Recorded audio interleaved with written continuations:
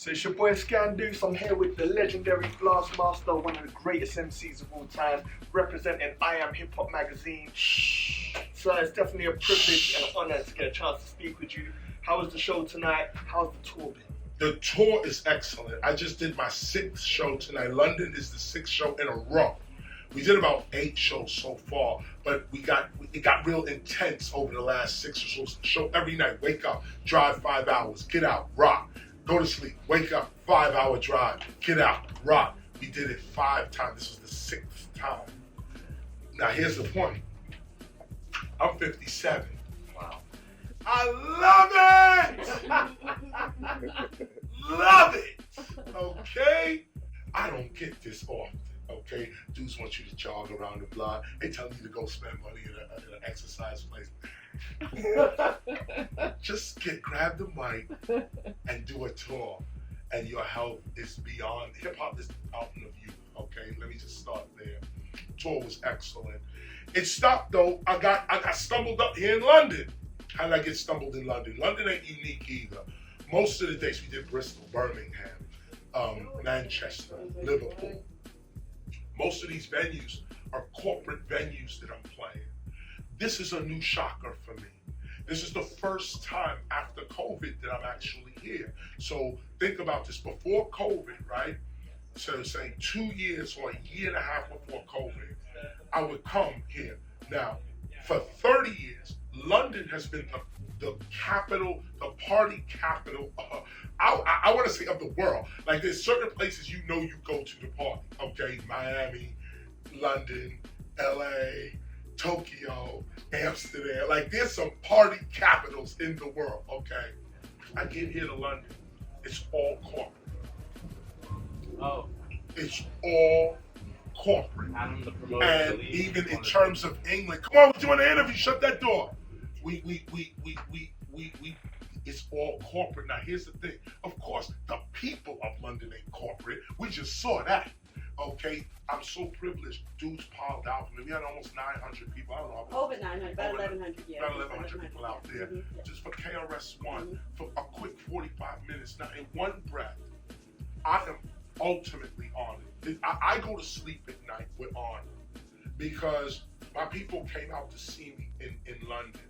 But I go to sleep with a little bit of a bitterness because I get 2.5-hour days shows. I have my breakers here as well. We got other MCs here as well. We come here to give you hip hop, you know what I'm saying? The real, breaking MC and graffiti or DJ and beatbox, we don't get to give you all of it. But when you enter corporate environments, what they doing now is cutting the shows, putting restrictions on sound, putting restrictions on when you could come in, where you could go out, this kind of thing.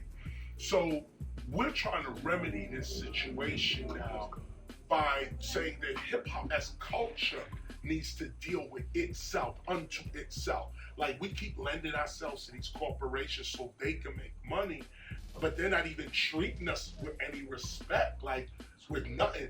KRS ONE comes here after 4 years.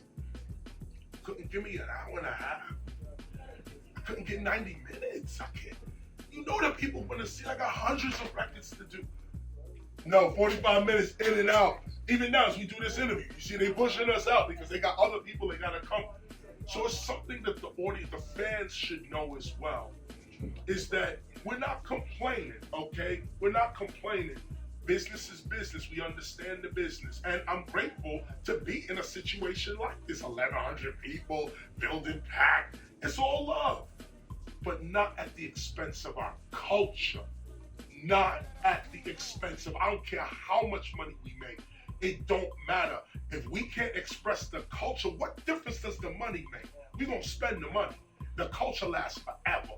And our effects in the culture is what lasts forever. So when I see things like this gives me hope. This gives me hope. And I Am Hip Hop. We started this philosophy in 1994. Here's how this goes. I realized to myself one day that I was hip hop, that I wasn't just doing hip hop, but that I was hip hop. And this also goes with today. When you really feel the culture and then you get these rules and these restrictions on you, you naturally try to shrug that off. You shrug that like, nah, this ain't the culture. This is some corporate bullshit. Like, this is not us. So I made a point of it to say it on stage. Back in 1994, I made the point there. I said, look, we're not just doing hip hop, we are hip hop. This is who we are. Hip hop is not over there somewhere. We are it. Okay, this is it. I am hip hop. But what does that mean? Hip means to know. Any dictionary, look it up. Hip means to know. Hop, movement, springing up, leaping forward. Hip hop, hip, intelligence, consciousness. Hop, leaping up. That's all this is. I am intelligence springing forward. I am hip hop. I am hip to my hop. I know why I move. A lot of people don't even know why they move. They just moving like these corporations. They're just moving for the money, moving for the money. There's 1,100 people in here. We could have said anything. I didn't even get a chance to shout the teachers. I wanted to shout the teachers unions on strike right now. Big up to the nurses on strike right now. Shout out to the mail workers on strike right now. And everybody else. There's a couple other organizations on strike right now. I'm a union guy. Big up to the Hip Hop Alliance. Hip hop is unionizing as well. These corporations are not gonna give you anything unless you come with a strike, power, lawsuit, something. And this proves it tonight. I gotta come back to London. Maybe the magazine will bring me. Yeah. But I gotta come back here and give my real show. So you're helping me out right now because you're allowing the people of London right now to hear my voice straight to the camera, to you, right here. And I'm saying, no, I wasn't satisfied with my London performance. I wasn't. It was too short. Just when we got into it, just when the sound come, they say, oh, you got 3 minutes now, you gotta go. And why? So they could throw us and the audience out to putting in another audience and another act, another cow or chicken to come up and do what he got to do. So first, big up to everybody who showed up. Shout out to everybody who is real hip hop in London because it showed right here. That was amazing. The dudes would come out though first. That's the dope shit right there. That's dope. So I know hip hop is still in London. I go to sleep well tonight. Hip hop is still in London, but we are all fighting this corporate entity within the culture, trying to extract money from the culture, but don't want to respect the rules of the culture, don't want to respect the policy of the culture. And the culture is responding to that.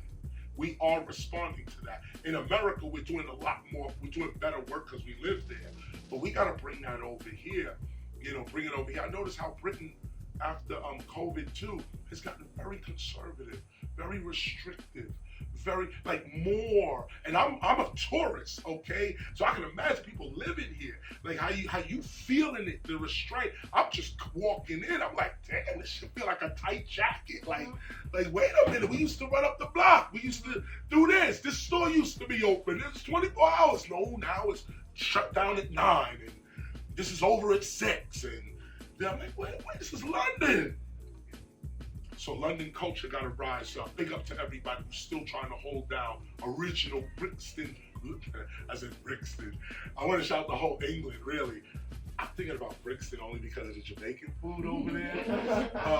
And the sister showed me the chip shop. Shout out to the chip shop as well. We did our thing over there as well. But those were the fun days. Those were the times, you run down, there's a 24-hour Jamaican spot right there. In Brixton, I go to my hotel, I go to the spot, get the eat saltfish, I come back, I'm eating, I'm chilling, and it's bustling all night. So big up to those who keep the culture alive, and that's what's most important. And starting with you, this is excellent. This is excellent. This is absolutely, and excellent on several levels. One, I Am Hip Hop Magazine, y'all need to get there. You ain't real hip hop unless you holding this. Okay, let me keep it real with you. If you ain't holding this, you better start checking yourself. Okay, this is the first thing. Secondly, here's why you need to be holding it. Because they printed it. This is a forgotten art. Printing, ladies and gentlemen, printing. Okay, this is going to be extinct. This is such a privilege to hold an actual magazine. You open and read it. Everything on the phone, everything on the phone. No, this is reality now. If you read it on the phone, it's cool. You get the information, but it's virtual. This is reality. And that's why you want to hold on to something. You want something tangible, something real that you can touch. This is reality. And this is also the meaning of hip hop. Because hip hop expresses human skills over technological advancement. Hip hop is a human skill. I can MC all day, just like this with no DJ holding the magazine. You know just what I mean. This is what I'm on the scene with. This is green. No, it's not. It's black. I can never be whack. This is all intact. We are coming exact. Now see, I could do that all day with no technology. I ain't plug into nothing. Hey, get this move. What? Get the move. I could break, MC, beatbox all day without plugging into nothing. That's the magic of hip hop. The magic of hip hop. We exist outside of technology. So we're always going to be divine. We're always going to have what we need as long as we stay with the culture. So I'm honored with this right here. Honored with this because this is keeping the culture alive. Okay? This is tangible. Tangible. Of course, the next one, you probably have this interview in the next one. This one we're doing right now that you see it right now. You probably have something else going on in the next issue. But make sure you get that last announcements before we go. Hip Hop History Month. That's what we in right now, November. Hip Hop History Month. That's why we're on tour in November. We decided to do our November tour to promote Hip Hop History Month, but also to remind England and part of Europe, but really England is our focus, that hip hop is 50 years. Hip hop has reached its 50th year. It's 1973 to 2023. Hip hop has reached its 50th year. Now let me say this. Excuse me, because you're gonna need this. 1973, August 11th, 1973, Cool DJ Herc, at the request of his sister Cindy. Cindy is really the start of hip hop. Herc's sister, Cindy Campbell, she asked Herc to DJ for her party, back to school party. Remember, the first hip hop jam was a back to school party. Keep that in mind. Okay, so they come out 1520 Sedgwick Avenue in the Bronx. They start playing music. They're playing the breaks of James Brown, the Incredible Bongo Band, and so on. The party gets too big, they take it out to the park. Little kids like me, when Herc came in the park, I was 8 years old. I lived across the street from her, or down the block from her. He came out and played in my park. Me and little kids, we got a chance to see it, see what was going on. Now, hip hop, we agree that hip hop begins August 11th, 1973. We agree on that. But the true birth of hip hop is a mystery. This thing goes back, this is an ancient way to be that has never been recorded in history, because history is only recorded by colonists and imperialists. So they're not going to record the ones who they're colonizing and invading. We hip hoppers all over the world are the ones that they were colonizing and invading. That's why hip hop is known all over the world. Imagine, without busting one shot, nothing, no spear, no arrow, no bomb, no nothing. Hip hop has colonized the whole world. Remember, colonialism is not all bad. Imperialism is not all bad. Kush was an imperial society. People benefited. Egypt, Kemet, imperial society. People benefited. Ethiopia, imperial society. People benefited. Native Americans, the Vikings, even as wild as they were, they came into the Americas. There's no beef, there's no robbery and rape and all that stuff. They joined the community, did they think? It's when you get these specific group of imperialists that come in and rob and rape and destroy, and then try to make whole populations part of their criminal scheme. So now you got white folk running around guilty for something they never had nothing to do with. You know, black folk, we run up, we say, yo, you white folk, y'all privileged. Why? Well, look at slavery. Look at sugar. Look at salt. Look at steel. Look at wood. Look at every goddamn thing you got based on the back of our ancestors. White man turns, you say, I don't know what you're talking about. Then I ain't had nothing to do with that. I ain't got nothing to do with this or that. Close that door. We good.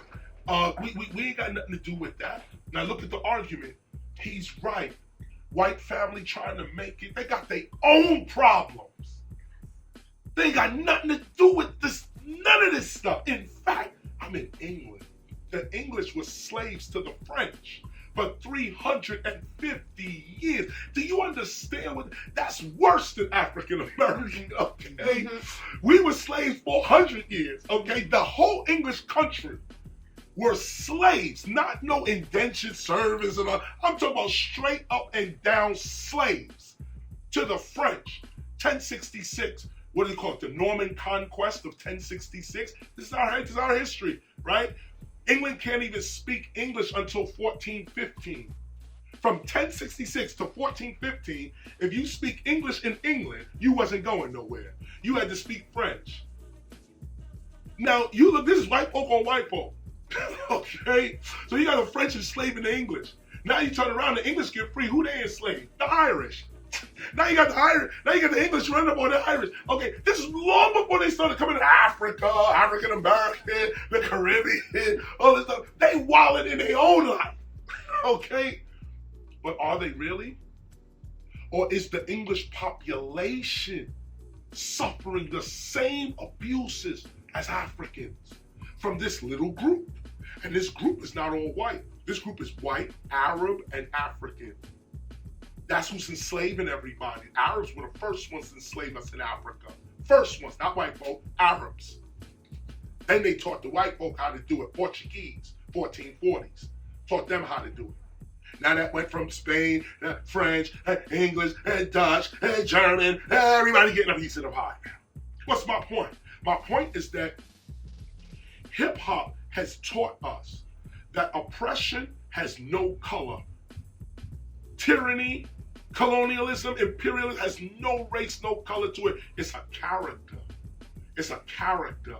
You feel you can enslave people. You feel you can rape people. You feel you can rob and murder people. That's a character. That's a character. The majority of the world ain't with that shit. The 99.9% of the world ain't with it. This is 1% though, who's trying to run and control everything, and then trying to say you down with it too. We all were colonists. We all were imperialists. No, we weren't. Just you were. Exxon, Mobil, gas, energy, which is really the government, which is really the army. They control the food. They control everything that goes on. Energy. They control everything. So hip hop has an opportunity as the #1 culture in the world to establish world peace on our own. We don't need government. We the government now. And this is what we got to realize. I am hip hop. We govern now. We govern now. Shout out to the Universal Hip Hop Museum, starting in the Bronx. Museum going up in the Bronx. Shout out to those who are preserving hip hop, trying to do their thing. I argue for hip hop to unite on all levels, because that's where our governance is going to come from, our unity. The more we fighting amongst each other, you know how that shit go. We saw the Native Americans do it, we saw the English, we saw the French. That's what they pray upon. Me fighting you, you fighting me, we fighting her, she fighting us. They come in the middle. Oh, listen, I can broker a deal for you. That's how the Bronx got started. Jonas Bronx. The Dutch in there killing the Indians. Here come Jonas Bronx, from a Dutchman. Oh no, y'all be cool and then who gets the land though? Jonas Bronx. Kick the Dutch out and the Indians. Now we call it the Bronx. It ain't the Bronx. You know, there's a whole nother land, a whole nother nation. So again, this is important because the call I am hip hop calls to political unity. It calls to higher consciousness. It's a call for us to see ourselves as a global nation. Could you imagine what we could do when we realize we are the power? And all we need is 4 rules: health, love, awareness, and wealth. Boom. That's it. We don't need a million laws. Health, love, awareness, and wealth. I want that for my children. I want that for our families. That's what we want. Health, love, awareness, wealth. We don't need no other laws, no constitution, no declaration of anything, nothing. Health, love, awareness, wealth. That should be the law of the land. And we move to that direction. Everything else falls to the wayside.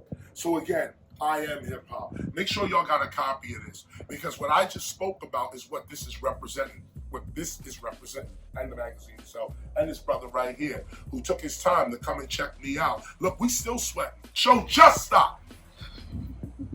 We just ended the show. We still sweating, okay? We still sweating off the edge of the stage. But this is what it's all about. This is what it's all about. I appreciate you coming through. No doubt. I appreciate that coming through. No doubt. Get your copy. Don't front. Hey.